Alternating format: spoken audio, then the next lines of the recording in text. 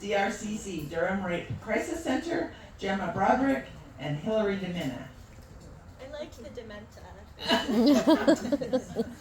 Gemma's doing some goodies as I walk slowly. I'm still timing you. You're talking now? This is part of it. It's live action, live theater. Okay, who's starting? Oh.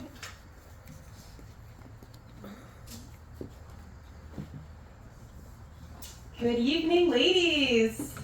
Thank you so much for joining us tonight. And thank you so much for nominating the Durham Rape Crisis Center as one of the charity of choice tonight. We are so honored to be here. Thank you for the land acknowledgement, Miigwech. And thank you for being women and caring about our community. My name is Gemma Broderick, and I'm the Executive Director of the Durham Rape Crisis Center. I want to take a minute right now and just have everyone look around the room. Look at each other. Look at the folks at your table. Look right. Look left. I mean, we're looking pretty good, that's all I gotta say, but listen, if we look around this room right now, we have maybe 100 and plus women right now of the Durham Women Who Care.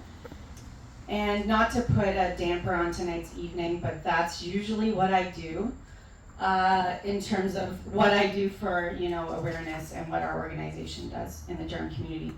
1 out of 3 of us right now has been or is a survivor of sexual violence. That stat is actually way higher, okay?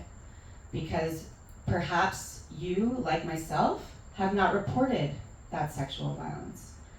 So when we look at stats, we want to make sure that a lot of us here understand many reasons as to why folks may not report that sexual violence and why that stat may be skewed. That can be victim shaming, that can be rehashing the trauma that you've lived, that can be a police officer not being trained or aware and asking you, is it because what you wore? Why did you go to his hotel room? Why did you text him the next day? Okay, these are the things we hear, and this is why these stats are skewed. When we talk about these stats, 1 out of 3 women, if you are disabled, you are 4 times more likely, okay, to be a victim or survivor of sexual violence. Women in general, right? If you are a woman, you're 5 times more likely to be a victim of sexual violence. Unfortunately, if we add intersectionality onto that, if you're a Black woman, disabled woman, a woman who is part of the LGBTQ2 TI plus community, then your chances of sexual violence or your rate of sexual violence is unfortunately a lot higher. We can talk about stats all night. I have a 1-year-long wait list right now of stats, right? Of women in Durham community who have come forward maybe of a sexual assault as a child, and they're 60 years old and they're ready to get support, or maybe it happened yesterday at the Frosh Week party at post-secondary, for example, because post-secondary folks, also women, high likely of sexual violence. So we can talk about these stats, but we have these women like Diane, I'm using fictitious names, Diane, Sally, who are waiting on this wait list for services, and since the pandemic, like many of our other services, and thank you so much for speaking about your services tonight, we're seeing your clients as well.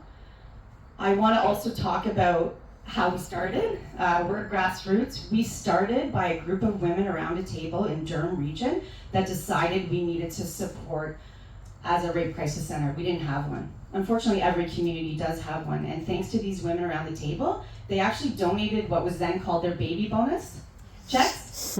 Many of you will remember that. Now it's CCB, Canada Child Benefit. They actually donated that to start our organization. And I encourage you today to think about what that check has started and to think about what your donation tonight can do for women and folks, all folks, because we support all folks in the Durham region. Right now, our call to action is our crisis line. It's in jeopardy. The government is doing a provincial review. We have sexual assault centers all over the province reaching out to us in Durham because we run, sorry to swear, a pretty kick-ass crisis line.